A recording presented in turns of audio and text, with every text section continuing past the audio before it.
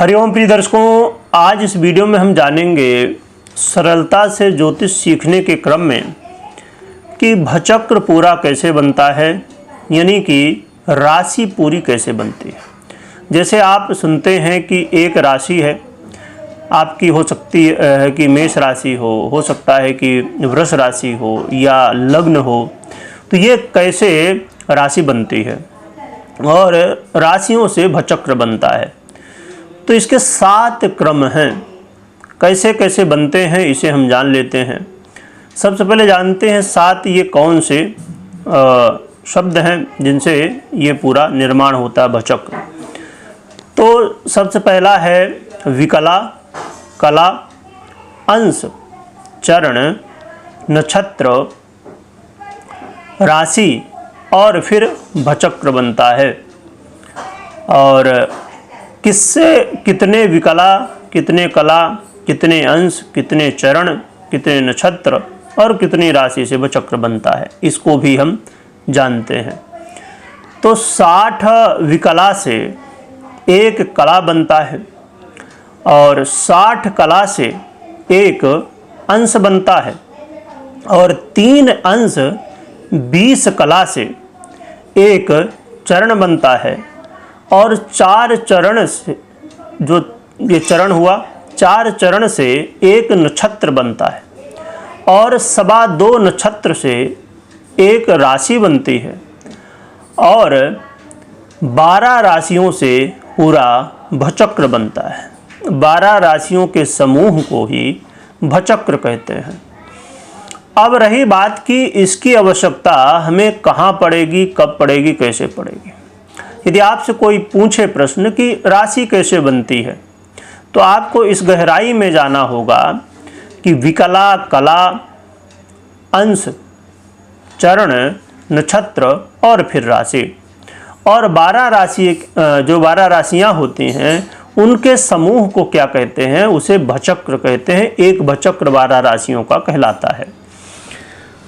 अब ये तो कोई पूछे तो आप जान सकते हैं। इसके अलावा इसमें जब आप विश्लेषण के लिए आगे बढ़ेंगे, कुंडली देखेंगे, तो कुंडली में जब डीप एनालिसिस करना होता है, बहुत गहराई से जानना होता है, समझना होता है हमें कुंडली को, तो उसमें अब जैसे किसी भी स्थिति की, अब जैसे कोई पूछे कि हमें संतान कब होगी या हमें ये काम करना है, वो किस तारीख तक हो जाएगा, है ना, किस समय तक हो जाएगा, किस समय में कौन सा काम करना सही है, कौन सा नहीं है, या और भी ऐसे बहुत सारे कैलकुलेशन हैं जो कि हम करते हैं। तो जब हम कोई भी कैलकुलेशन करते हैं तो उसमें ये होता है कि आप कैसे समझ पाएंगे गहराई के साथ, यानी कि बहुत सूक्ष्मता के साथ। अब जैसे बहुत सारे लोग ये जानना चाहते हैं कि उनकी आयु कितनी है।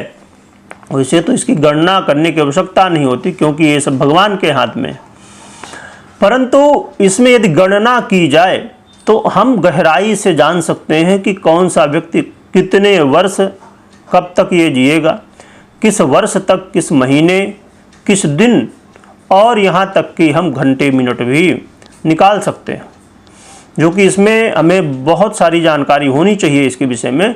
परंतु यदि गहराई में यदि आपको जाना है तो किसी भी प्रश्न के बहुत गहराई में जाना है, जैसे किसी का विवाह कब होगा, तो किस वर्ष में होगा, किस महीने में, किस तारीख में होगा, ये भी निकालने के लिए आपको इसका ज्ञान होना चाहिए। तो जब आप किसी के, अब समझिए हम विवाह की ही बात करें, तो विवाह के वर्ष निकालने के लिए आपने राशि का सहारा लिया। उसमें बहुत सारी और चीज़ें होती हैं, आने वाले समय में हम जानेंगे, परंतु आपने राशि का सहारा लिया, आपने निकाल लिया राशि द्वारा कि इस वर्ष में होगी शादी, परंतु फिर किस महीने में होगी, इसके निकालने के लिए और भी तारीख निकालने के लिए आपको ग्रह की स्थितियाँ और दशाएं इत्यादि भी आपको देखनी होती है।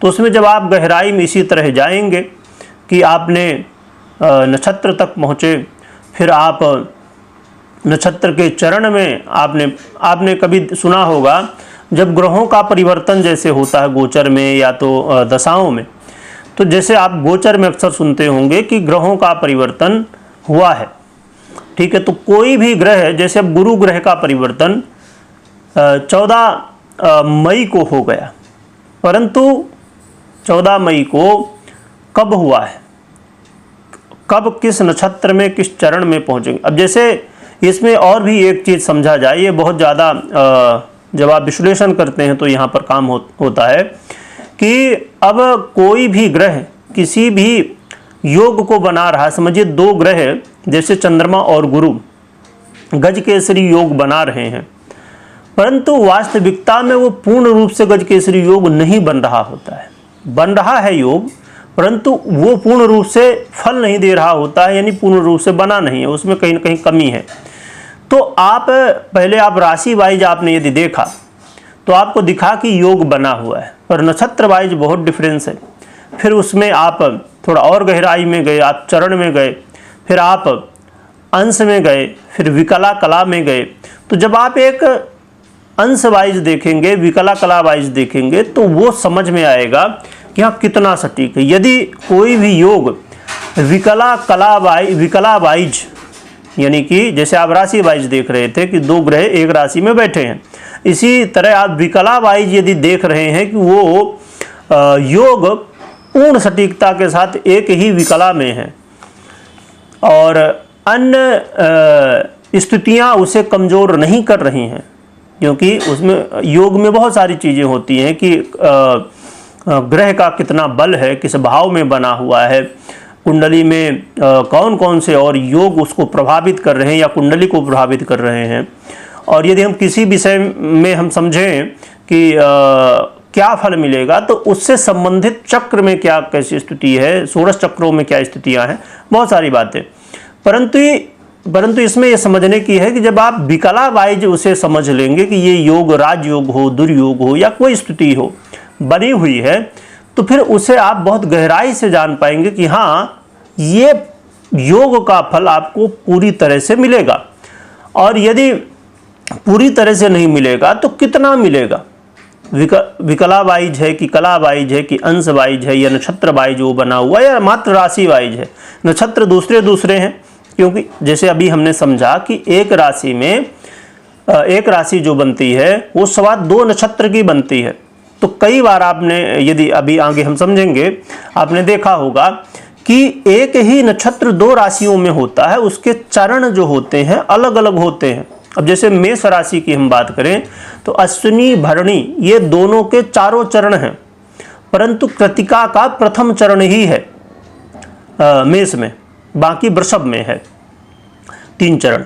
तो इसीलिए जब आप इसके और गहराई में जाएंगे तो ये चीज़ें क्लियर हो पाएंगे कि क्या ये ग्रह या योग या ये ग्रह स्थिति कैसा फल देगी, कितना सटीकता होगी उसमें, 50% है, 30% है, 10% है या 100% ये फल देने वाले हैं।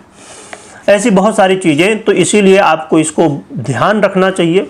और जब आप विश्लेषण कर रहे हों और गहराई में जाना हो तो इन चीज़ों का आप प्रयोग कर सकते हैं। और भी बहुत सारी चीज़ें देखी जाती, पर इसका भी काम वहाँ पर परिस्थितियों में होता है।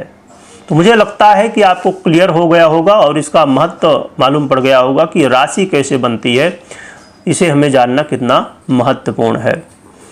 यदि आप कुछ और भी समझना चाहते हैं इसके विषय में तो आप कमेंट भी कर सकते हैं, इसमें कोई डाउट है तो आने वाले समय में हम समझने की कोशिश करेंगे। वीडियो देखने के लिए बहुत बहुत धन्यवाद।